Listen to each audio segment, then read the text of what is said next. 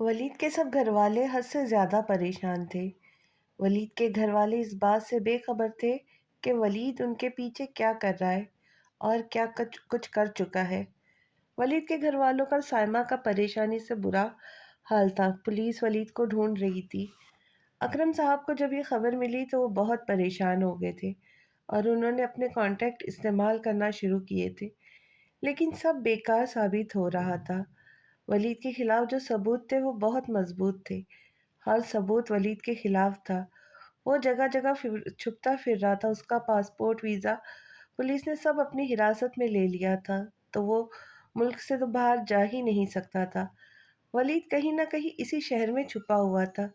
Police اسے مستقل ڈھونڈ رہی تھی۔ سائمہ حد سے زیادہ پریشان رہنے لگی تھی۔ نہ جانے کتنی دفعہ ولید کی ٹینشن لے کر اس کا بلڈ پریشر شوٹ کر چکا تھا۔ وہ ولید سے بے انتہا محبت کرتی تھی، لیکن جب اس نے ولید پہ اتنے سنگین الزام لگتے ہوئے دیکھے تو بالکل بے چین سی ہو گئی۔ ولید کے بارے میں تو وہ بھی بہت جانتی تھی کہ وہ کس طرح کا ہے، لیکن وہ یہ نہیں جانتی تھی کہ وہ کسی لڑکی سے جھوٹا نکاح کر کے اسے بیوقوف بنا کر اس کے جائیداد کو ہتھیا لے گا۔ شانزے کے پیسے سے ولید کو جو بزنس میں نقصان ہوا تھا، اس نے ان پیسوں سے ہر کسی کا نقصان پورا کیا تھا۔ دونوں گھروں میں ہر طرف ٹینشن ہی ٹینشن تھی۔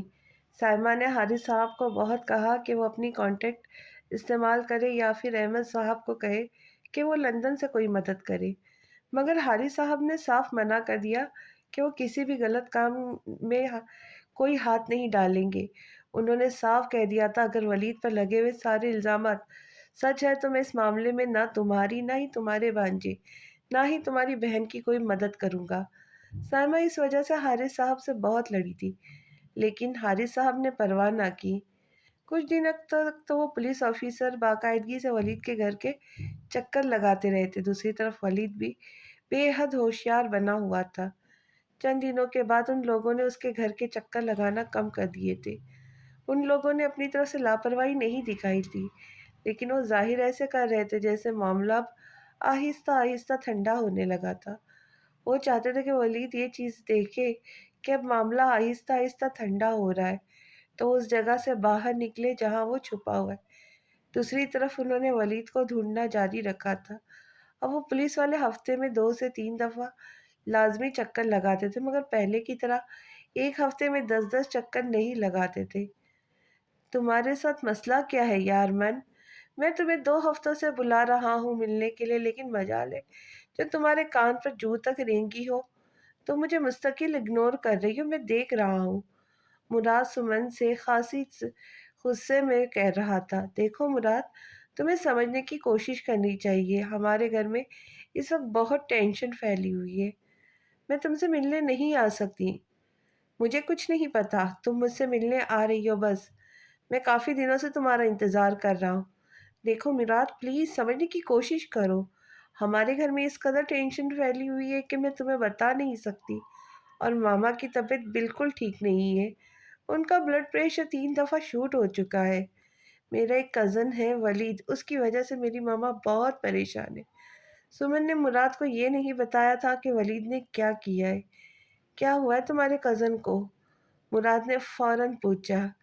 نہ جانے کسی نے ولید پر جھوٹا الزام لگا دیا ہے۔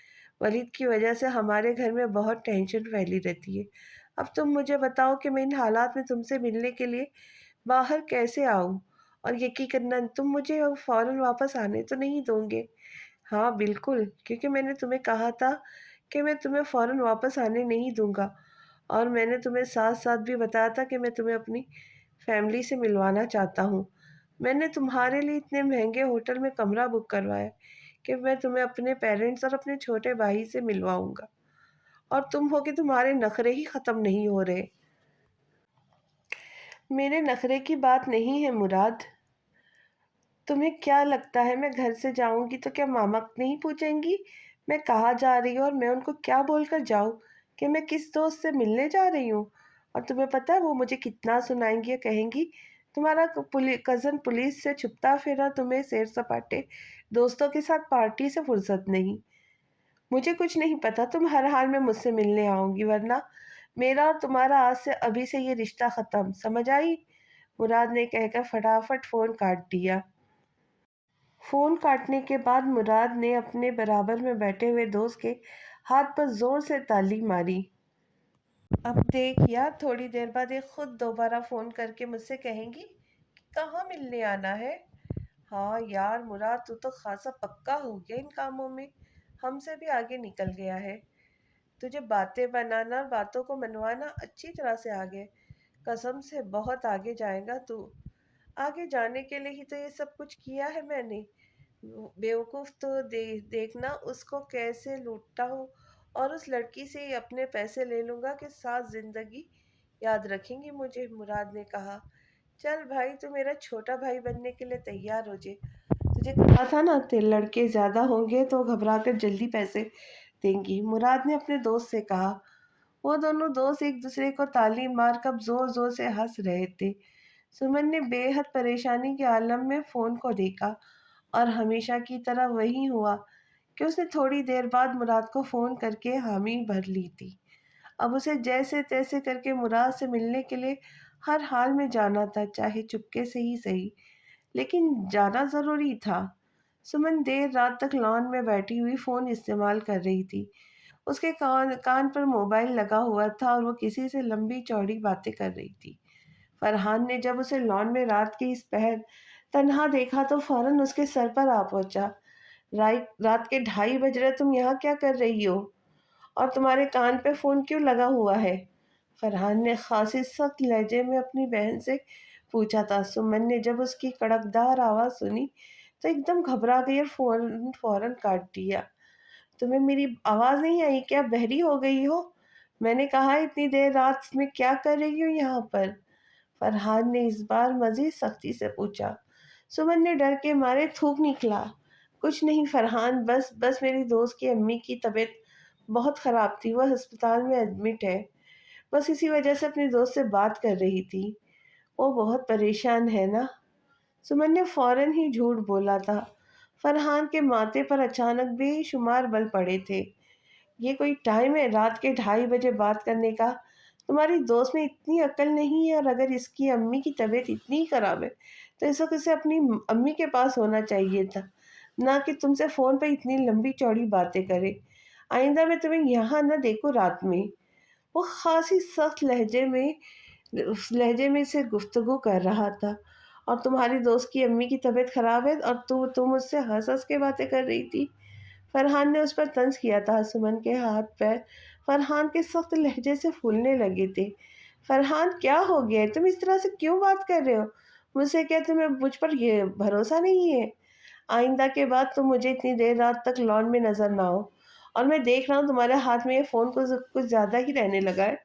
نہ تم دن دیکھتی ہو نہ رات، ہر وقت بس موبائل کے اندر گھسی رہتی ہو۔ ماما کے پاس جایا کرو، ان کے پاس بیٹا کرو، ان کی طبیعت آج کل ٹھیک نہیں ہے۔ فرحان جانے لگا تو سمن نے اسے پکارا۔ ولید کا کیا ہوا؟ ولید کا کچھ پتا چلا؟ فرحان ایک لمحے کے لیے گڑبڑا گیا تھا۔ نہیں، مجھے کیا پتا، مجھے کیسے پتا ہوگا وہ کہاں چھپا بیٹھا ہے؟ فرحان نے خاصے غصے سے سمن کو جواب دیا تھا۔ فرحان، اس میں غصہ ہونے والی کیا بات ہے؟ میں نے تم سے ایک معمولی سی بات کی تھی۔ جاؤ اپنے کمرے میں اور جا کے سو جاؤ، اور یہ موبائل تمہارے ہاتھ میں اب نظر نہ آئے۔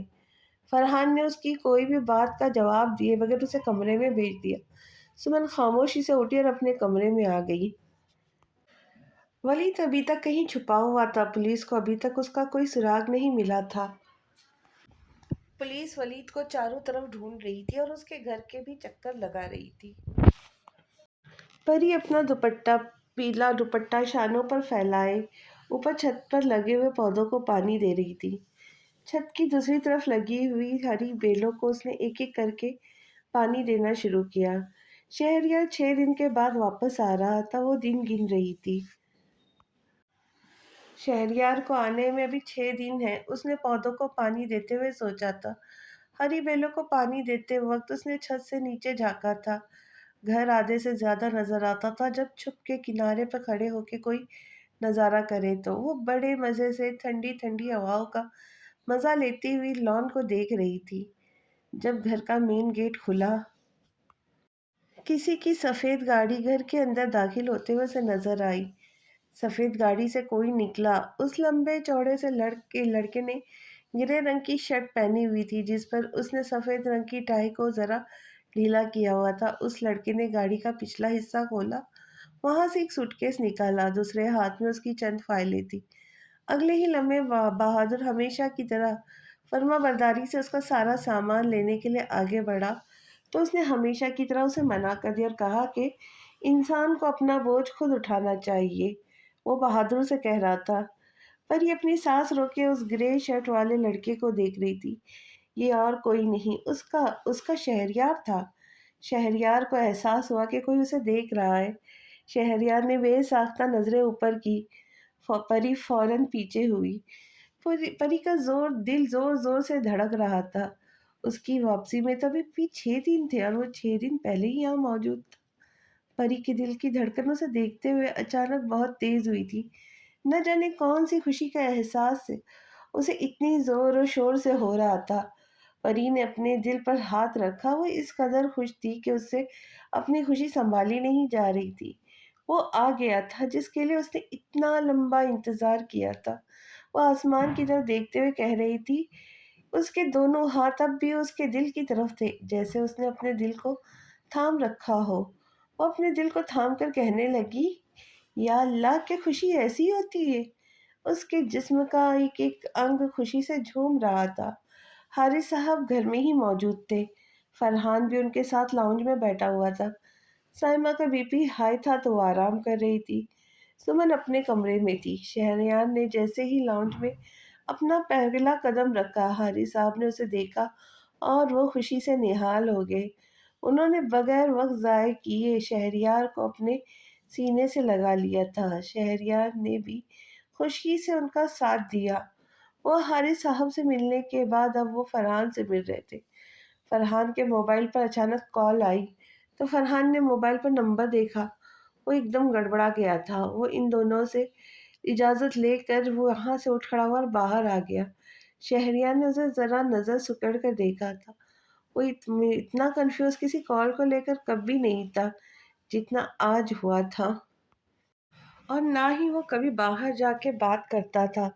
जब भी कोई कॉल आती, फिर चाहे वो कितनी ही भी ज़रूरी कोई क्यों ना हो, लेकिन वो कभी भी यूं उठकर नहीं जाता था। लेकिन आज वो बड़ी बर्क रफ्तारी से उठकर बाहर की तरफ चला गया था। शहर के यार की नज़रों ने उसका दूर तक पीछा किया था। अब हालात कैसे हैं यहाँ पर चाचा, और चाची की तबीयत अब कैसी है? सब ठीक है? शहरयार ने पूछा। सायमा का बीपी तो 3 दिन दफ़ा शूट हो चुका है और अभी भी उसका बीपी बहुत हाई है। वो रेस्ट कर रही है। वलीद की वजह से बहुत ज़्यादा परेशान। सायमा ने मुझसे कहा था कि मैं वलीद के लिए कुछ करूं, लेकिन मुझे पता है वो किस तरह से हिल का लड़का है। इसी वजह से मैंने साफ इनकार कर दिया। मैं ये भी जानता हूँ उस पर लगे हुए इल्ज़ामात भी सच्चे हैं। मैं किसी लड़की के साथ कोई भी नुकसान नाइंसाफ़ी नहीं कर सकता। मेरे आगे भी 2 बेटियां हैं। हारिस साहब ने वलीद की मदद करने से साफ इनकार कर दिया था। वो किसी भी सूरत सायमा के भांजे की या उसकी बहन की मदद नहीं करेंगे। वो लड़की शानज़े तो यहाँ की नहीं है। हाँ शहरयार, तुम बिल्कुल ठीक कह रहे हो। मेरी बात हुई थी पुलिस ऑफिसर से, वो यही कह रहा था कि वो यहाँ की नहीं बल्कि वलीद उससे मिलने सिखर जाता था। वो शिखर में किसी करीबी गांव से ताल्लुक़ रखती थी और उसी गांव में उस लड़की के ख़ानदान की बड़ी इज्जत है। अच्छी खासी बड़ी हवेली की लड़की थी। इस लड़की के चाचा ताया और भाई सारे के सारे पुलिस में भर्ती है। वलीद ने अपने हाथों से अपनी कब्र खोदी है। शानज़े के घरवाले बहुत पहले से वलीद के पीछे पड़े हुए, मगर ना जाने वलीद कहाँ छुप कर बैठा है। वलीद कहीं पर भी छुप कर क्यों ना बैठा हो, लेकिन मुझे पूरा यकीन है कि पुलिस उसे ज़रूर पकड़ लेगी और उसके किए की सज़ा उसे लाज़मी मिलेगी। शहरयार ने पूरे यकीन से कहा था। उस लड़की शानज़े की जो ताया है, एएसपी शाहज़ेब, उससे मेरे बहुत अच्छे ताल्लुकात हैं। उन्होंने यहाँ पर जो अपने नए लिए नया बंगला तामीर करवाया था, उसका नक्शा मैंने ही बनाकर दिया था। बहुत महँगा बंगला बनवाया था उन्होंने। अच्छे खासे बड़े लोग हैं वो लोग, और सारे के सारे पुलिस में हैं। तो वलीद का बचना तो नामुमकिन है। मुझे पहले ये नहीं पता था कि वो एसपी शाहज़ेब शानज़े के सबसे बड़े ताया हैं, और मैंने उन दोनों को होटल में भी देखा था। उस लड़की के कपड़े भी खासे सादे से थे। وہ بہت زیادہ ماڈرن نہیں تھی، ولید کی باقی لڑکیوں کے جیسے جن کے ساتھ گھومتا پھرتا تھا، اور اسی بات کا ولید نے فائدہ اٹھایا کہ وہ ان لڑکیوں جیسی چالاک نہیں ہے۔ ولید نے شانزے کو اسی وجہ سے بیوقوف بنایا ہے، لیکن میں یہ نہیں کہوں گا کہ اس لڑکی کی غلطی نہیں تھی، وہ بھی غلط تھی اور وہ ولید بھی غلط تھا۔ جب ایک انسان اپنے لیے راستہ غلط منتخب کرتا ہے تو اس کی منزل درست کیسے ہو سکتی ہے؟ مجھے پورا یقین ہے کہ ولید کو اس کے کیے کی سزا ضرور ملے گی، شہریار حارث صاحب سے کہہ رہا تھا۔ اور اگر دیکھا جائے تو شہریار تو ولید نے شانزے کے ساتھ زیادتی کی ہے، کیونکہ وہ نکاح تو جھوٹا تھا، اور دوسرا یہ کہ وہ اس کی ساری پراپرٹی لے کر بھاگ گیا، اور یہاں تک کہ اس نے وہ پراپرٹی بیچ کر ان لوگوں کا نقصان بھی پورا کیا جو بزنس میں اسے ہوا تھا۔ اگر دیکھا جائے تو ولید نے بہت سارے غیر قانونی کام اور بہت سارے گناہ کیے ہیں۔ آخرکار کوئی کب تک اپنے گناہوں سے بچ سکتا ہے؟ حارث صاحب نے کہا۔ شہریار خاموشی سے سر ہلایا۔ چلو اب آرام کرو، تم تھک گئے ہوں گے۔ انہوں نے شہریار کے کندھے کو تھام کر نرمی سے کہا۔ نہیں، میں بالکل فریش ہوں، کیونکہ میں فلائٹ میں سو گیا تھا۔ ٹھیک ہے حارث صاحب، اس کا کندھا تھپتھپاتے ہوئے اٹھ کھڑے ہوئے اور اپنے کمرے میں چلے گئے۔ پری کا دل چاہا تھا کہ وہ بھاگتے ہوئے نیچے جائے اور شہریار کو دیکھے، وہ اسے اتنے دنوں کے بعد جو دیکھ رہی تھی۔ پری تیزی سے آدھی سے زیادہ سیڑھیاں اتر چکی تھی، مگر اچانک کچھ سوچ کر رکی، کمر کے اوپر ہاتھ رکھا۔ نہیں نہیں، میں کیوں جاؤں نیچے؟ اس نے اپنی ناک ذرا ٹیڑھی کی۔ جو لندن اور اسلام آباد گھوم کر آئے وہ مجھ سے ملنے آئے؟ میں نہیں جاتی۔ وہ واپس سیڑھیاں چڑھتی ہوئی اوپر کی طرف بھاگ گئی تھی۔ وہ جانتی تھی وہ اس سے ملنے ضرور آئے گا۔ اگر وہ اسے نیچے نہیں ملی تو یقیناً وہ اس کی تلاش میں لان کی دوسری سائڈ پر جائے گا، یا پھر اوپر چھت پر۔ اسے معلوم تھا کہ پری کی یہ دو جگہ پسندیدہ ہے۔ اگر وہ لندن والے ہیں تو میں بھی پاکستان والی ہوں، آئیں گے خود ہی، میں تو نہیں جاؤں گی۔ وہ اپنی ہی دھن میں اوپر جا رہی تھی۔ چھت کے دروازے پر پہنچ کر اس نے رک کر ایک نظر سیڑھی کو دیکھا، وہاں کوئی نہیں تھا۔ اس نے ذرا نیچے کی طرف جھانکا، دور دور تک کوئی نہیں تھا۔ اسے کچھ مایوسی ہوئی۔ میرا تو کوئی خیال ہی نہیں ہے، دوسرا چاہے انتظار میں آدھا کیوں نہ ہو جائے۔ انہیں صرف اور صرف اپنے کام سے محبت ہے، مجھ سے محبت ہوتی تو ایسا نہ کرتے۔ وہ کچھ اور مایوس ہوئی۔ پری نے الماری کھول کر اپنی کتاب اٹھائی اور اپنے جھولے پر جا کر بیٹھ کر کتاب پڑھنے لگی۔ تھوڑی دیر کتاب پڑھنے کے بعد اس نے کتاب بند کر دی۔ کیا شہریار کام میں اتنا زیادہ مصروف ہو گئے کہ مجھے بالکل ہی بھول گئے؟ انہیں میری یاد نہیں آتی کیا؟ میں کب سے انتظار کر رہی ہوں۔ پری کی آنکھیں ہلکی ہلکی نم ہونے لگی تھی، وہ اس کا کب سے انتظار کر رہی تھی۔ شہریار کے جانے کے بعد اس نے ہر لمحہ، ہر سیکنڈ، ہر دن شہریار کو یاد کیا تھا۔ پری کا دل چاہا اس کے لیے نیچے چلی جائے اور اسے اچھی طرح ویلکم کرے، لیکن پھر وہی سوچ، میں نہیں جاؤں گی۔ اس نے اپنے بھورے بالوں کا جوڑا کھولا تھا، جوڑا خاصا ڈھیلا ہو چکا تھا، تب وہ اپنا جوڑا کھول کر دوبارہ سے باندھ رہی تھی۔ اس نے جب اپنے بھورے بال کھولے تو نرم سے سلکی بال پوری کمر پر کسی بہتی آبشار کی طرح بہہ رہے تھے۔ اس کے بھورے لمبے سلکی بال کمر سے نیچے تک آتے تھے۔ اسے سیڑھیوں پر سے کسی کے بھاری جوتوں کی آواز آئی۔ اس نے فٹافٹ اپنے بھورے بالوں میں کیچر لگا کر انہیں قید کیا، دوپٹہ شانوں پر اچھی طرح سے پھیلا اور پھر فوراً ہی کتاب چہرے کے قریب رکھ لی۔ پری نے ایسے دکھایا جیسے وہ اس کے بالکل بھی منتظر نہ ہو۔ وہ گرے شرٹ والا لڑکا اب بالکل اس کے سامنے کھڑا تھا۔ السلام علیکم۔ شہریار نے ذرا جھک کر اسے عزت سے سلام پیش کیا۔ اس نے کتاب اپنے چہرے سے اٹھائے بغیر اس کے سلام کا جواب دیا۔ وعلیکم السلام۔ شہریار نے بمشکل اپنی ہنسی دبائی۔ شہریار نے اس کا چہرہ دیکھا جو غصے کی زیادتی سے سرخ ہو رہا تھا۔ کون سی کتاب پڑھ رہی ہو؟ وہ اس کے برابر بیٹھے ہوئے پوچھ رہا تھا۔ شہریار نے ذرا آگے ہو کر کتاب کا نام دیکھا۔ پری بالکل خاموش رہی۔ عشق کا عین ابھی مکمل نہیں ہوئی؟ نہیں، خاصی بے رخی سے مختصر جواب دیا آیا۔ کتنی رہتی ہیں؟ شہریار نے دوسرا سوال کیا۔ تھوڑی سی رہ گئی ہے۔ پری نے اتنی ہی بے رخی سے کہا، پری مجھے لگتا ہے یہ تھوڑی سی کتاب جب ختم ہوگی جب تم اسے سیدھا کر کے پڑھو گی۔ شہریار نے اس کے ہاتھ سے کتاب لے کر سیدھی کری۔ پری نے اپنا نچلا ہونٹ پوری طرح سے اپنے دانت میں لیا تھا۔ وہ جلدی جلدی میں بک کو سیدھا پکڑنا ہی بھول گئی۔ اسے یہ اندازہ ہی نہیں ہوا کہ اس نے وہ کتاب الٹی پکڑی ہے۔ پری نے اپنی آنکھیں زور سے بند کر کے کھولی تھی۔ میں کچھ اور دیکھ رہی تھی۔ پری نے اپنی طرف سے صفائی پیش کی۔ کتاب کو الٹا پکڑ کر؟ شہریار بھی اپنے نام کا ایک ہی تھا۔ جواب کھٹاک سے آیا۔ تم اتنی ناراض کیوں ہو؟ شہریار سے رہا نہیں گیا تو اس نے اپنی ہنسی دبا کر پوچھا۔ نہیں میں ناراض نہیں ہوں، بس میرے سر میں درد ہو رہا ہے۔ جھوٹ مت بولو، شہریار نے فوراً کہا۔ میں جھوٹ نہیں بول رہی، اس نے احتجاج کیا۔ اچھا لاؤ کتاب رکھو اب۔ شہریار نے اس کے ہاتھ سے کتاب لے کر جھولے کی ایک طرف رکھی۔ نہیں مجھے پڑھنی ہے۔ پری نے کتاب ایک دفعہ پھر سے اٹھانا چاہی، لیکن شہریار نے اس کا ہاتھ پکڑ لیا تھا۔ بعد میں پڑھ لینا، اس نے نرمی سے کہا۔ کیوں؟ میں کیوں پڑھوں کتاب بعد میں؟ اور ویسے بھی آپ مجھے اگنور کر رہے تھے، میں نے دیکھا تھا۔ شہریار اس کی بات پر حیران و پریشان رہ گیا۔ میں تمہیں کیا کر رہا تھا؟ شہریار نے ایک دفعہ پھر سے پوچھنا چاہا تھا۔ وہ خاموش رہی۔ شہریار نے اس کا دوسرا ہاتھ بھی پکڑ کر اس کو اپنی طرف متوجہ کیا مجھے دیکھو پری، پری۔ شہریار نے ایک بار پھر کہا، آپ مجھے اگنور کر رہے تھے، حالانکہ آپ نے دیکھا بھی کہ میں اوپر سے آپ کو دیکھ رہی تھی اور آپ کا انتظار کر رہی تھی، لیکن آپ اتنے دیر کے بعد آئے۔ وہ گیلی آواز کے ساتھ بولی، تم نے ایسے سوچ بھی کیسے لیا کہ میں تمہیں اگنور کر رہا تھا؟ جھوٹ نہ بولے، آپ مجھے اگنور کر رہے تھے اور آپ نے اتنی دیر لگائی اوپر آنے میں۔ وہ اس سے شکوہ کر رہی تھی۔ اب وہ اسے کیا بتاتا کہ وہ نیچے کیا کر رہا تھا اور اسے اتنا وقت کیوں لگا۔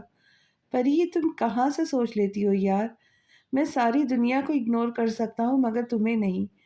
کچھ لوگ ہوتے ہیں آپ کی زندگی میں جنہیں آپ اگنور نہیں کر سکتے، جن پر آپ غصہ نہیں کر سکتے، جن کی باتیں آپ کو بری نہیں لگتی، جن سے آپ بے حد پیار کرتے، اور میری زندگی میں وہ کوئی اور نہیں بلکہ تم ہو۔ تم نے ایسا سوچ بھی کیسے لیا کہ میں تمہیں اگنور کروں گا؟ میں تمہیں اگنور کر سکتا ہوں بھلا؟ وہ اسے دیکھتے ہوئے بہت نرمی سے کہہ رہا تھا۔ پری کے دونوں ہاتھ ابھی بھی شہریار کے ہاتھ میں تھے۔ آئے کیوں نہیں پھر؟ وہ اپنی سبز گیلی آنکھوں سے اسے دیکھتے ہوئے آہستہ سے کہہ رہی تھی۔ شہریار ایک لمحے کے لیے اسے دیکھتا رہ گیا، وہ بھی سانس روکے۔ شہریار کو پری پر اس وقت بے تحاشا پیار آیا۔ تمہیں پتہ ہے پری، اس وقت مجھے شدت سے احساس ہو رہا ہے کہ جانے سے 4 دن پہلے میں ہمارا رشتہ پکا کر کے نہیں جاتا، بلکہ تمہارا اور اپنا نکاح پڑھوا کر جاتا۔ پری جو گیلی آنکھوں سے اسے دیکھ رہی تھی اچانک ہی ہنسی تھی۔ وہ واقعی اس وقت شہریار کو بہت پیاری لگ رہی تھی۔ قسم سے اگر میں مولوی ہوتا تو تم یقین کرو میں تمہارا اور اپنا نکاح میں خود ہی پڑھنے میں بیٹھ جاتا۔ وہ اسے دیکھتے ہوئے کہہ رہا تھا۔ پری اس کی بات پر زور سے ہنسی تھی۔ آنسو صاف کرو اپنے جلدی سے، شہریار نے کہا۔ نکاح نہیں ہوا ہے ورنہ میں یہ بھی کر دیتا، وہ پری کو دیکھتے ہوئے شرارت سے کہہ رہا تھا۔ کوئی لڑکا اپنا نکاح خود نہیں پڑھاتا، مولوی لازمی ہوتا ہے شہریار، میں نے تو یہی دیکھا ہے، وہ اپنے آنسو صاف کرتے ہوئے کہہ رہا تھا۔ اور پتہ ہے آپ کو، مولوی صاحب نکاح والے دن سے 6 کلمے بھی سنتے ہیں۔ آپ کو 6 کلمے پورے کے پورے یاد ہے؟ الحمدللہ بالکل پکے یاد ہے، وہ اپنے دونوں کالر اٹھا کے بڑے فخریہ انداز میں کہہ رہا تھا۔ ماشاءاللہ، پری نے بے ساختہ کہا تھا۔ تمہیں پتہ ہے پری، پریشے پھپھو کے کہنے پر ماں نے مجھے اردو بھی بہت اچھی سکھائی اور عربی بھی۔ پری نے شہریار کو ایک نظر دیکھا جیسے کہہ رہی ہو کہ آپ کی اردو اتنی اچھی نہیں جتنے آپ کہہ رہے ہو۔ اس کی نظروں کا مطلب سمجھ کر وہ ہنستے ہوئے کہنے لگا، اوکے مجھے پتہ ہے میری اردو تمہاری جتنی یا باقی سب کی جتنی اچھی نہیں ہے، بڑے بڑے اور مشکل لفظ نہیں بول سکتا۔ وہ ہار مانتے ہوئے بولا تھا تو پری ہنس دی۔ لیکن اردو میں ایک چیز میں ذرا سی بھی غلطی نہیں کرتا، اس کا سارا کریڈٹ بابا کو ہی جاتا ہے۔ مجھے پتا ہے غالب آپ کو پسند ہے، ابن مریم ہوا کرے کوئی۔ میرے دکھ کی دوا کرے کوئی، شرح و آئین پر مدار سہی، ایسے قاتل کا کیا کرے کوئی، چال جیسے کڑی کمان کا تیر، دل میں ایسے کہ جا کر لگے کوئی، بک رہا ہوں جنوں میں کیا کیا کچھ، بک رہا ہوں جنوں میں کیا کیا کچھ نہ سمجھے خدا کرے کوئی، بات پر واہ زباں کٹی ہے، وہ کہیں اور سنا کرے کوئی،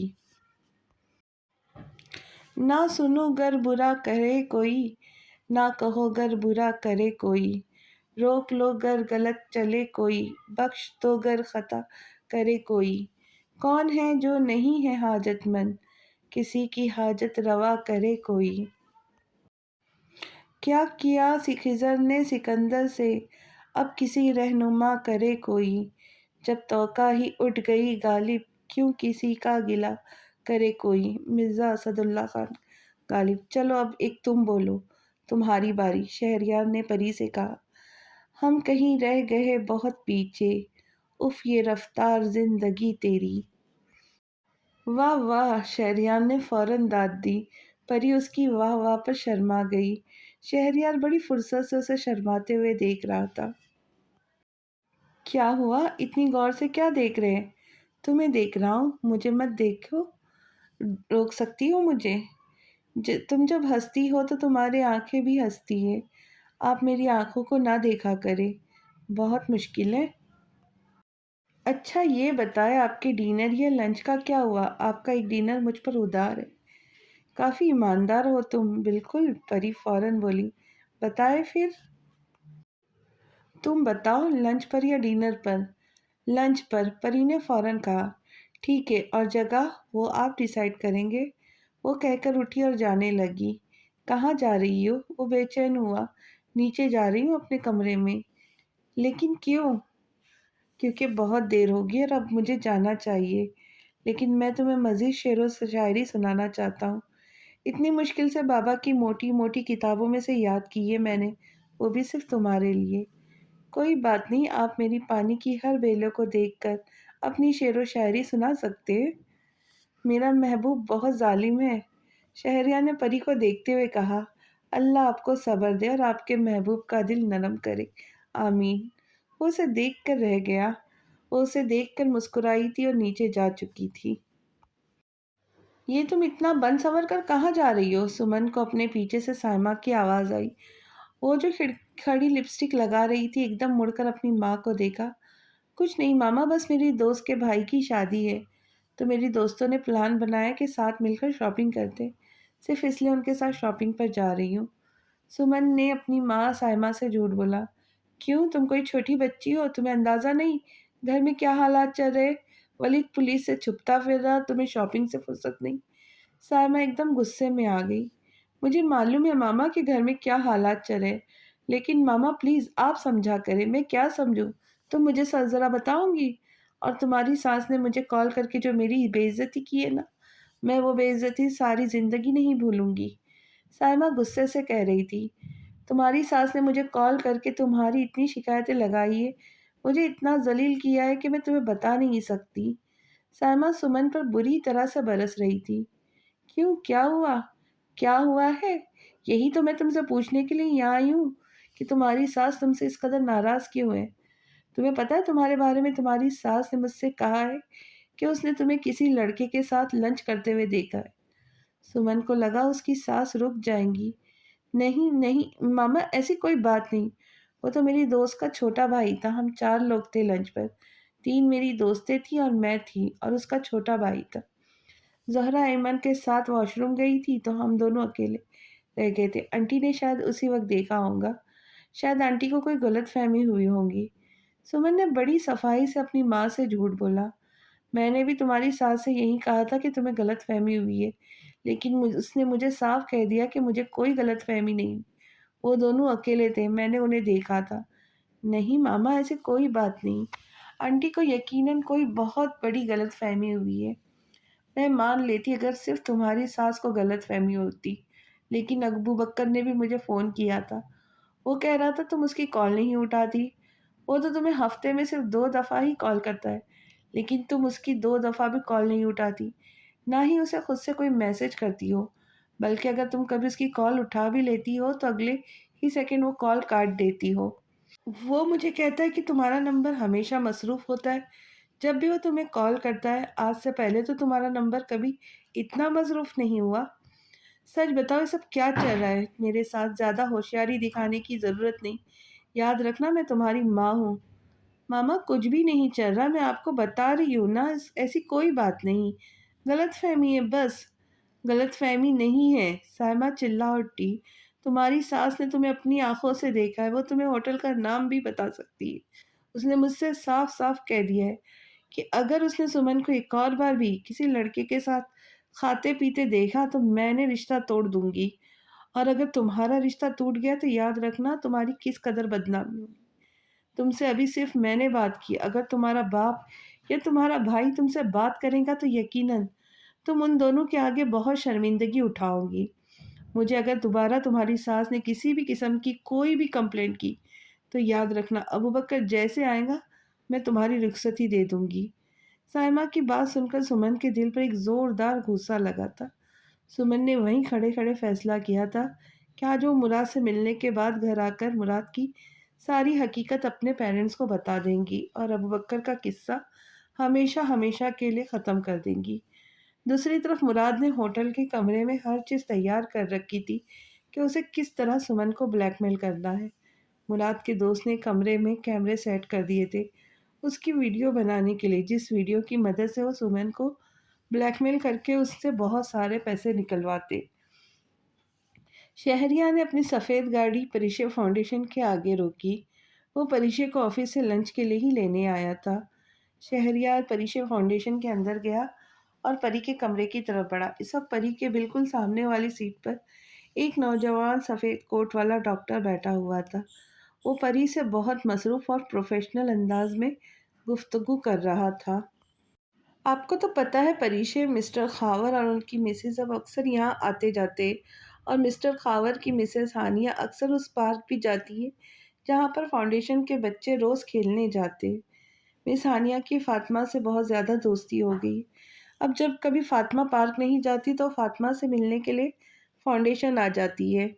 مس ہانیہ اور فاطمہ کے درمیان ایک بہت اچھی بانڈنگ ہو گئی ہے۔ مجھے ایسا لگتا ہے کہ مسٹر خاور فاطمہ کو گود لینا چاہتے ہیں۔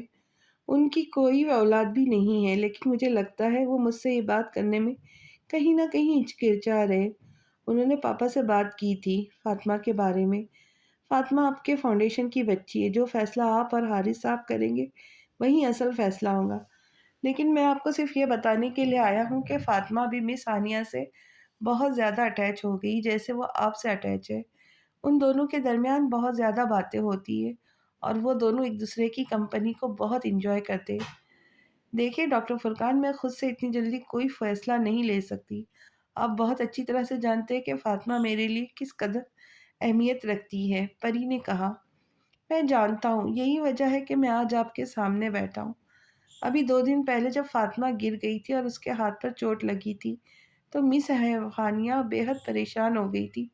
جیسے آپ فاطمہ سے محبت کرتی ہے، مجھے لگتا ہے ویسے ہی مس ہانیہ بھی فاطمہ سے محبت کرنے لگی ہے، اور یہی وجہ ہے کہ وہ اپنے ساتھ رکھنا چاہتی ہے۔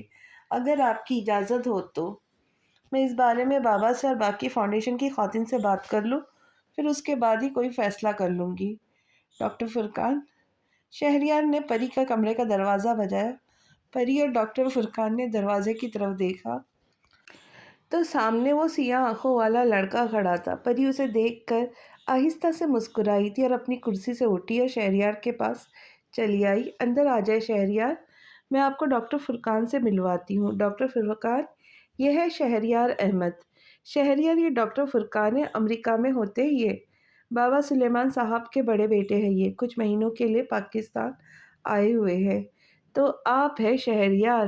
ڈاکٹر فرقان کی خوشگوار حیرت ہوئی۔ پری آپ کا بہت زیادہ ذکر کرتی ہے۔ شہریار نے پری کی جانب دیکھا، اس کے گال سرخ ہوئے تھے۔ پریشے فاؤنڈیشن کے بچے بالکل ٹھیک کہتے ہیں۔ شہریار نے ڈاکٹر فرقان کو ایک نظر دیکھا جیسے کہہ رہے ہو کیا کہتے ہیں؟ ڈاکٹر فرقان شہریار کے چہرے پر سوال پڑھ کر آہستہ سے مسکرائے تھے۔ یہ سارے کے سارے بچے آپ کو ایک بہت ہی ہینڈسم سنڈریلا کا پرنس کہتے شہریار ڈاکٹر فرقان کی بات پر آہستہ سے مسکرایا تھا، اور مجھے آج اندازہ ہوا آپ کو دیکھ کر کہ وہ ایک دم ٹھیک کہتے ہیں۔ اور ڈاکٹر فرقان، آپ بالکل اپنے بابا کے جیسے ہیں۔ آپ کے چہرے پہ بھی اتنی ہی نرمی ہے جتنی کہ سلیمان یوسف کے چہرے پر۔ یہ ان دونوں کی پہلی ملاقات تھی، اور وہ دونوں بہت اچھی طریقے سے ایک دوسرے سے مل رہے تھے۔ تھوڑی دیر اور باتیں کرنے کے بعد شہریار اور پری اب پریشے فاؤنڈیشن سے باہر آ چکے تھے۔ ڈاکٹر فرقان بہت اچھے انسان ہیں، شہریار پریشے کو دیکھتے ہوئے کہہ رہا تھا۔ جی واقعی بہت اچھے انسان ہیں، ہر کسی کے ساتھ بہت اچھی طرح سے پیش آتے ہیں جیسے بابا پیش آتے ہیں۔ باتیں کرتے کرتے وہ دونوں گاڑی میں بیٹھے اور گاڑی ایک بہت ہی اچھے ہوٹل کے پاس رکی۔ کھانا آپ اپنی مرضی سے آرڈر کریں گے؟ وہ ہوٹل میں داخل ہوتے ہوئے شہریار سے پوچھ رہی تھی۔ دیکھو پری، اب تم میری منگیتر ہو، اس لیے میں اپنے کھانے کی چوائس تمہیں دیتا ہوں، تم اپنے مرضی سے کھانا آرڈر کر لینا، لیکن پلیز صرف ایک بات کا خیال رکھنا کہ اس میں صرف سرخ مرچی کا استعمال ذرا کم ہو۔ پاکستان میں سرخ مرچوں کا استعمال بہت زیادہ ہوتا ہے کیا؟ شہریار نے ذرا رک کر پری سے پوچھا۔ پری کو اس کا چہرہ دیکھ کر ہنسی آ گئی۔ جی ہم سرخ مرچوں کا استعمال زیادہ کرتے ہیں، اور بعض اوقات تو ایسا ہوتا ہے کچھ لوگ سرخ مرچوں کا استعمال باتوں پر بھی لگا کے کرتے ہیں، باتوں کو آگے بڑھاتے ہیں، جب تک بات آگے تک پہنچتی ہے بات بڑی چینی سی ہو جاتی ہے، اور پھر افسوس کے ساتھ بڑی ہی دھواں دار لڑائی ہوتی ہے، صرف اور صرف مرچوں کی وجہ سے۔ صرف اور صرف مرچوں کی وجہ سے؟ پری نے شہریار کو دیکھ کے شرارت سے کہا، اور لال مرچ لگا کر باتوں کو آگے کرنا کوئی تمہاری سائمہ مامی سے سیکھے؟ شہریار نے مسکراتے ہوئے کہا، اب ایسی بھی کوئی بات نہیں ہے۔ اسے برا لگا تھا، وہ حیران ہوا۔ کس مٹی کی بنی ہو تم؟ شہریار کو حیرت ہوئی تھی کہ وہ سائمہ کے بارے میں برائی نہیں سن سکتی۔ میں اسی مٹی کی بنی ہوں جس کا ہر انسان بنا ہے، پری نے بڑے آرام سے کہا۔ نہیں پری، مجھے تو لگتا ہے اللہ تعالیٰ نے تمہاری مٹی میں کچھ اسپیشل ڈال کر تمہیں بنایا ہے۔ That's why you are so beautiful۔ وہ ذرا جھک کر شرارت سے کہہ رہا تھا۔ میں آپ کو بتا رہی ہوں سدھر جائے آپ، یہ پبلک پلیس ہے۔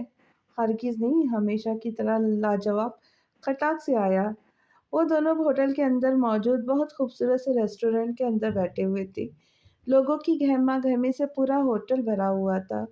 پری مینو کارڈ دیکھ کر لنچ آرڈر کرنے لگی۔ دیکھو پری، تم جو بھی آرڈر کرو اس میں دیکھنا ذرا سرخ مرچی کم ہی استعمال کی گئی ہو۔ شہریار کی بات پر پری زور سے ہنسی تھی۔ اوکے، اس نے مختصر جواب دیا۔ ان دونوں نے بہت ہی اچھے ماحول میں ایک دوسرے کے ساتھ بیٹھ کر کھانا کھایا تھا۔ وہ دونوں کافی پی رہے تھے کہ شہریار کی نظر ایک لڑکی پہ پڑی۔ وہ لڑکی شہریار کو سمن کی طرح لگی تھی۔ وہ اپنے چہرے پر ایک ہاتھ رکھ کر کسی لڑکے کے پیچھے پیچھے جا رہی تھی۔ وہ لڑکی اور ایک لڑکا آگے آگے تھا۔ شہریار نے ذرا رک کر اس لڑکی کو دیکھا۔ ایک لڑکا اور وہ لڑکی دونوں آگے آگے چل رہے تھے، اور ان دونوں کو تھوڑے ہی فاصلے پر دو لڑکے تھے جو ان دونوں کا پیچھا کرتے ان کے پیچھے پیچھے جا رہے تھے۔ شہریار کو کچھ غلط ہونے کا احساس ہوا۔ شہریار نے گردن موڑ کر دیکھا، پری اپنے بیگ میں سے کچھ تلاش کر رہی تھی۔ وہ پری کو لے کر اب اس لڑکی کی طرف جانے لگا تھا جو اسے سمن کی طرح لگ رہی تھی، مگر اسی لمحے شہریار کا فون بجنا شروع ہوا۔ اس نے جلدی سے نمبر دیکھے بغیر فون کان سے لگایا۔ ہیلو، شہریار نے کہا۔ ہیلو، شہریار نے کہا، پہچانا مجھے؟ دوسری طرف کسی لڑکے کی آواز تھی۔ شہریار نے فوراً فون کان سے ہٹا کر اپنا موبائل پر نمبر دیکھا۔ نمبر ان نون تھا۔ فون پر جو بھی اس وقت تھا وہ شہریار سے کہہ رہا تھا، welcome once again to Pakistan. I hope you recognize me, I am Waleed. میں امید کرتا ہوں کہ تم نے پہچان لیا ہوگا، میں ولید ہوں۔ ایک لمحے کے لیے شہریار ایک دم خاموش ہوا تھا۔ اس نے اپنے سامنے بیٹھی پری کو دیکھا۔ وہ کافی پی رہی تھی۔ آج تم اپنی پیاری محبوبہ کو بڑی اچھی جگہ لنچ کرنے کے لیے لے کر آئے ہو۔ ویسے ماننا پڑے گا شیر، تمہارا ٹیسٹ بہت اچھا ہے لڑکیوں کے معاملے میں۔ اس کا اشارہ پری کی طرف تھا۔ ولید ہنستے ہوئے اس سے کہہ رہا تھا۔ شہریار کے جبڑے غصے سے تن گئے۔ ولید نے شہریار کو اس ہوٹل کا نام بتایا جس جگہ وہ دونوں آج موجود تھے۔ شہریار حیران ہوا۔ شہریار نے وقت ضائع کیے بغیر اپنی آنکھوں پر سیاہ گلاسز لگائے اور خود اٹھ کر کھڑا ہوا۔ تم یہاں بیٹھو پری، میں تھوڑی دیر میں آیا۔ وہ پری سے کہتا ہوا چند قدم اس سے دور ہوا۔ شہریار نے گلاسز لگا کر ہوٹل کے چاروں اطراف دیکھا تھا۔ تم بلیک گلاسز لگا کر مجھے ڈھونڈنے کی کوشش کر رہے ہو شہریار، تاکہ تمہاری مجھے تلاش کرتی ہوئی آنکھیں نظر نہ آئے؟ Very smart. تم سے مجھے اسی اسمارٹنیس کی امید ہمیشہ سے رہی ہے۔ کافی چالاک ہو تم۔ اگر تمہاری اور میری دوستی ہو جاتی تو میں قسم کھا کے کہتا ہوں کہ ہم دونوں کی بہت زیادہ جمتی۔ دوسری طرف ولید کا زوردار قہقہا لگا تھا۔ میں تم جیسے گرے ہوئے بے غیرت لوگوں سے دوستی کرنا ہرگز پسند نہیں کرتا، لیکن ولید میں نے تیری طرف دوستی کا ہاتھ بڑھایا ہے، اور ہماری دوستی کی شروعات تو ہو چکی ہے۔ یقیناً تجھے میری طرف سے پہلا تحفہ بھی مل گیا ہوگا۔ شہریار کی بات پر ولید کی ہنسی اچانک ہی غائب ہوئی تھی۔ کیا ہوا دوست، کیسا لگا میرا تحفہ؟ تجھ پر میں نے دوسری FIR بھی کٹوائی ہے جو تو نے پری کے ساتھ کیا تھا۔ تجھے کیا لگا میں تجھے چھوڑ دوں گا؟ اور مجھے پورا کا پورا یقین ہے تو بہت جلد پکڑا جائے گا، اور تیری جو حالت ہوگی نا وہ کسی کتے سے بھی بدتر ہوگی۔ ساری دنیا دیکھیں گی تجھے جیسے نیچ انسان کا انجام۔ تو صرف انتظار کر اپنی موت کا، بہت جلد تیری موت تجھے آ کر گلے لگائے گی۔ شہریار نے اسے لاجواب کیا تھا۔ وہ لمحے بھر کے لیے خاموش ہو گیا۔ تجھے کیا لگتا ہے تو بچ جائے گا؟ پولیس تجھے چھوڑ دے گی؟ یہ تیری سب سے بڑی غلط فہمی ہے کہ تو بچ جائے گا اور تجھے سزا نہیں ملے گی۔ یار شہریار، تم تو برا ہی مان گئے۔ میں نے تمہاری محبوبہ کو ذرا سا کچھ کہہ دیا تم تو مجھے مارنے کے لیے آ پڑے۔ مجھے معلوم ہے تم پری سے بہت محبت کرتے ہو، لیکن میں تمہیں ایک بات بتاؤں، میں بھی اس سے بے تحاشا محبت کرتا ہوں، مگر یہ پری میرے ہاتھ نہیں آتی۔ ایک دفعہ، بس ایک دفعہ یہ پری میرے ہاتھ لگ جائے، پھر میں اسے اچھے سے بتاؤں گا کہ میں اس سے کس قدر محبت کرتا ہوں۔ ولید بے حد کمینے پن سے کہتے ہوئے ہنس رہا تھا۔ اپنی بکواس بند کرو نیچ انسان، اگر ایک لفظ بھی اور کہا تو جان نکال لوں گا۔ شہریار نے بے حد غصے سے کہا، نہیں نہیں یار، اتنا غصہ نہیں کرتے، صحت کے لیے اچھا نہیں ہوتا۔ پرسکون ہو جاؤ، دھیان سے میری بات سنو۔ اب جب تم نے دوستی کی طرف ہاتھ بڑھا لیا ہے تو میرا ایک کام کر دو یار، کرو گے نا؟ ولید نے شہریار سے پوچھا، مگر شہریار خاموش رہا۔ میں اپنے آپ کو بہت تنہا اور بور محسوس کر رہا ہوں۔ کیا تم مجھے ایک خوبصورت سی لڑکی میرے پاس لا کر دے سکتے ہو تاکہ میں اس سے اپنی ضرورت اور بوریت کو دور کر لوں؟ دوسری طرف ولید کا زوردار قہقہا لگا تھا۔ اچھا چلو چلو، میں تمہاری مشکل آسان کرتا ہوں، تمہیں لڑکی ڈھونڈنی نہیں پڑے گی۔ تم ایسا کرو، میرے پاس اپنی محبوبہ پری کو بھیج دو۔ میں تمہاری جان لے لوں گا اگر تم نے اس کے بارے میں ایک لفظ بھی اور کہا تو۔ شہریار نے غصے سے کہا، جان تو تمہاری پری میں میری پہلی ہی لے چکی ہے، قسم خدا کی ایک دم جنگلی شیرنی ہے، اور مجھے وہ غصے سے دیکھتی ہے نا تو میں بتا نہیں سکتا مجھے کتنا اچھا لگتا ہے۔ اس کی آنکھوں کو دیکھ کر اندر تک سکون ملتا ہے۔ تمہیں معلوم ہے ولی دنیا میں 100 گھٹیا لوگ مرے ہوں گے تو تم ایک پیدا ہوئے ہو۔ اگر پری کا نام بھی اپنے گندے منہ سے لیا تو یاد رکھنا تمہارا منہ کچل کر رکھ دوں گا، اور اگر تم میں اتنی ہمت ہے تو میرے سامنے آؤ۔ ہاتھوں میں چوڑیاں پہن کر بیٹھے رہنے والے مرد زہر لگتے مجھے۔ اگر تم واقعی میں اپنے آپ کو مرد کہتے ہو تو باہر آؤ، چھپ کر کیوں بیٹھے ہو؟ لیکن کیا ہے نا کہ تم تو اصلی مرد ہو ہی نہیں۔ اگر اصلی مرد ہوتے تو تمہیں عورت کی عزت کا پاس ہوتا، تمہیں عورت کو عورت رکھنا آتا، تمہیں اس کی بے عزتی کرنی آتی ہے، مگر افسوس کے ساتھ تم صرف ایک بھیڑیے ہو، جنگلی بھیڑیے۔ تم لڑکیوں کی زندگی برباد کرتے ہو جیسے تم نے شانزے کی زندگی برباد کی، اور شانزے نے اپنے ہاتھوں سے اپنی جان لے لی اور اپنے آپ کو ختم کر دیا۔ تم نے اپنی مجھ پر FIR کٹوائی، میرے باپ کو میرے بارے میں ساری حقیقت بتائی، شانزے کے تائے کے ساتھ اس کے بھائیوں سے مل کر مجھے ڈھونڈنے کی کوششوں میں ابھی تک لگے ہو، تو تمہیں کیا لگتا ہے کیا میں یہ سب کچھ بھول جاؤں گا؟ تم نے میرے ساتھ جو کیا، میری ویڈیو بنا کر میرے سوشل سرکل پر ڈالی، میرے سارے دوستوں کے آگے میرا مذاق بنایا، مجھے نیچا دکھایا، میری بے عزتی کی۔ اس بے عزتی کی وجہ سے آج بھی مجھ پر لوگ ہنستے ہیں، اور تم دیکھو کہ میں تم سے اس کا بدلہ کس طرح سے لیتا ہوں۔ اب تمہاری باری ہے، اب لوگ تم پر ہنسیں گے۔ شہریار ولید کی بات پر طنزیہ مسکرایا تھا، پھر وہ کہنے لگا، تم کچھ نہیں کر سکتے، تم ایک بے غیرت مرد ہو، بلکہ میری نظر میں تو تم مرد ہو ہی نہیں۔ ولید ایک لمحے کے لیے ہنستے ہنستے رکا تھا۔ اسے شہریار کی بات پر شدید غصہ آیا۔ تو پھر میں تیری محبوبہ کو اغوا کر لوں، پھر میں تجھے دکھاتا ہوں کہ مرد کیا ہوتا ہے، ولید نے شہریار سے کہا۔ ولید، تمہارے اندر اتنا دم نہیں کہ تم اسے ہاتھ بھی لگا سکو۔ یاد نہیں وہ تمہارے منہ پر تھوک کر گئی ہے، تمہارے گالوں پر تھپڑ مار کر گئی تھی۔ کمزور مت سمجھنا اسے، تم جیسے کتوں کو جان سے مارنے کی ہمت رکھتی ہے وہ۔ بھول جاؤ شہریار، ایک لڑکی چاہے جتنی بھی مضبوط ہو مگر جسمانی طور پر وہ ایک مرد سے کمزور ہی ہوتی ہے۔ یہ تمہاری غلط سوچ ہے، شہریار نے فوراً جواب دیا۔ اگر ایک عورت مرد کو پیدا کر سکتی ہے تو اس سے لڑ بھی سکتی ہے۔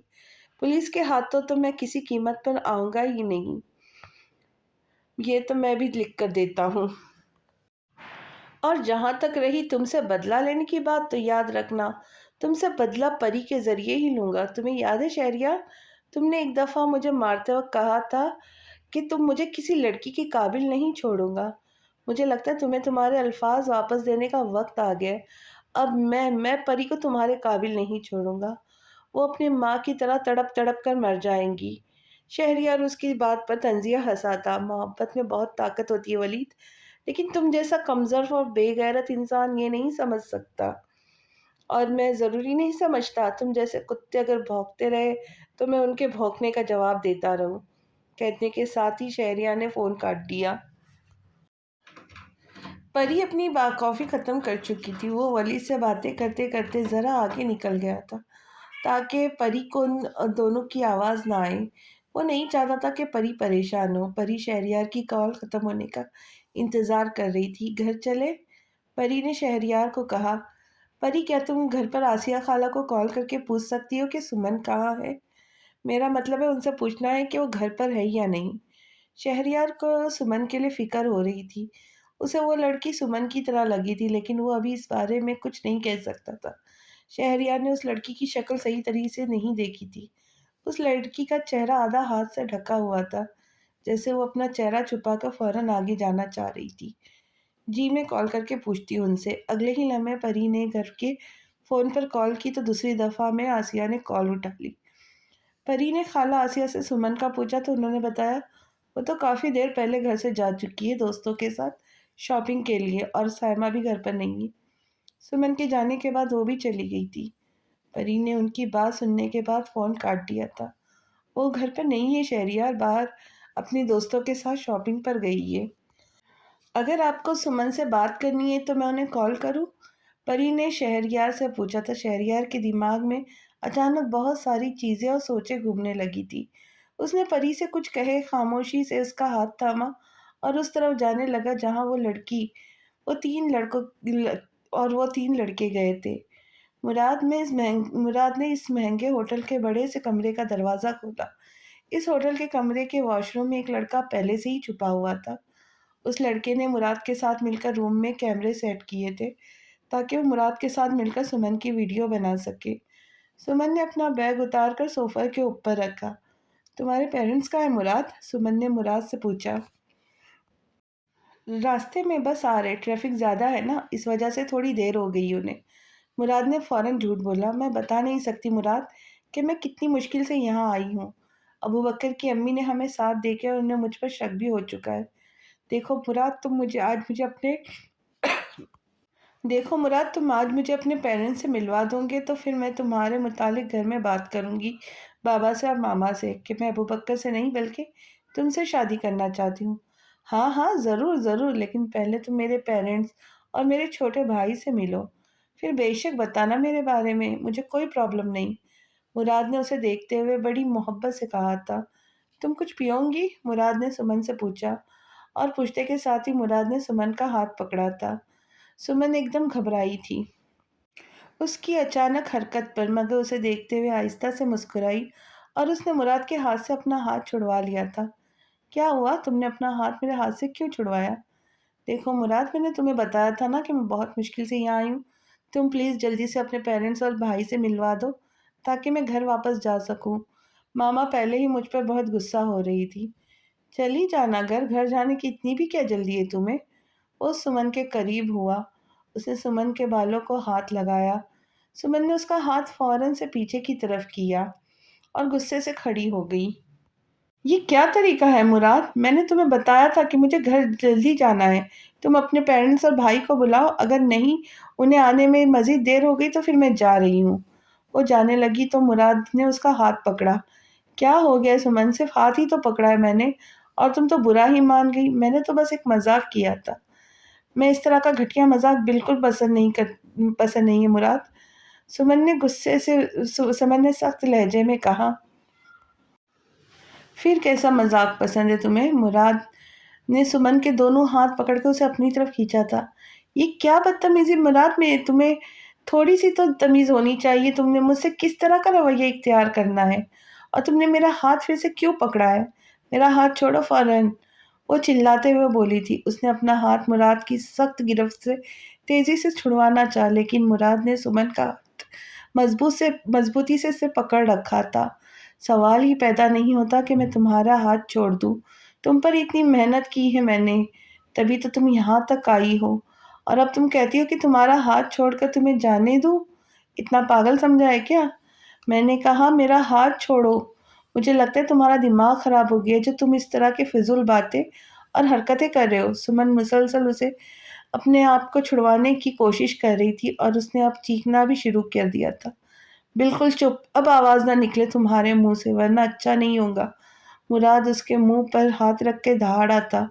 कमरे को पहले ही बहुत अच्छी तरह से लॉक कर चुका था। उसने उसने सुमन को बालों से पकड़ा था और घसीटते हुए बेड की तरफ लाया था। आगे क्या हुआ ये जानने के लिए मिलते हैं अगली किस्त में। क्या सुमन के साथ बहुत बुरा होगा या परी और शहरयार उसे बचा लेंगे? तो जानते मिलते हैं अगली किस्त में। तब तक के लिए खुश रहे, खुशियाँ बांटे। चैनल को सब्सक्राइब करें, वीडियो को लाइक करें, शेयर करें। अल्लाह हाफिज़।